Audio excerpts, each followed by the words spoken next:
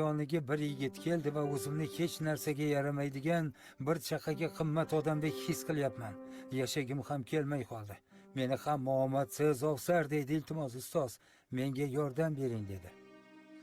Ustoz yigitga bir nigoh tashladi va shoshib javob berdi. Kechir, hozir juda ham bandman.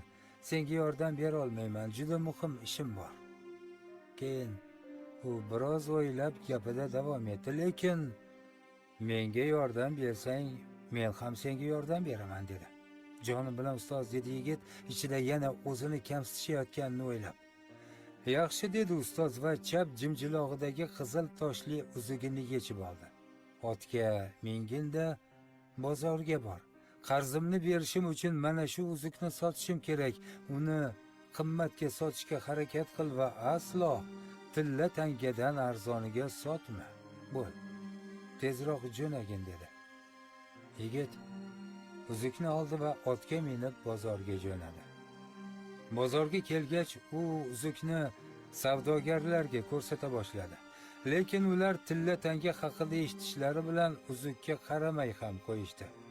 Kimdir uning ustidan kuldi, kimdir esa yuzini burib ketdi va faqat bir qariya savdogargina unga bu uzuk uchun tilla tanga o'ta qimmat narx ekanligini, uzuk uchun mis tanga, juda oshib ketsa kumush tanga berishlari mumkinligini aytdi. Qariyaning so'zlarini eshitgan yigitning kayfiyati tushib ketdi. Ustoz unga uzukni faqat tilla tangaga sotish kerakligini aytgandi. Butun bozorni aylanib, yuzlab savdogarlarga uzukni taklif qilib sotolmagan yigit ortiga qaytdi. U ustoz oldida boshini egdi. Ustoz, topshirig'ingizni bajara olmadim dedi u g'amginlik bilan. Men uzukni kumush tangaga sotishim mumkin edi, lekin siz faqat tilla tangaga sotishim kerakligini aytdingiz. Uzukning narxi siz aytganchalik emas ekan. Hozir judayam muhim so'zni aytding o'g'lim dedi ustoz.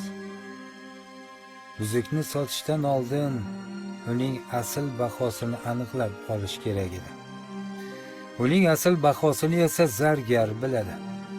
Zargarning oldiga bor va undan uzukning narxini so'ra.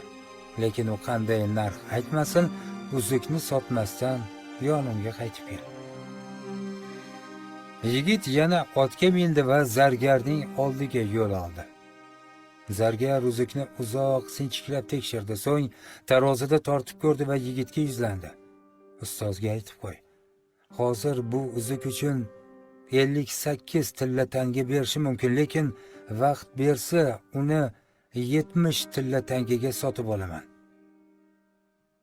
70 tillaga yigit xursand bo'lib ketdi va zargarga minnatdorchilik bildirib ortiga qaytdi. Yonimga o'tir dedi ustoz yigitning xursandlik bilan aytgan gaplaridan so'ng. Gapimga quloq sol o'g'lim. Sen mana shu uzuksan. Qimmatbaho va takrorlanmas. Sening asl bahoyingni faqatgina haqiqiy mutaxassis bera oladi. Shunday ekan, bozorda duch kelgan kishidan o'z narxingni so'rab yurma. E'tiboringiz uchun rahmat. Xulosa esa o'zimizdan azizlar.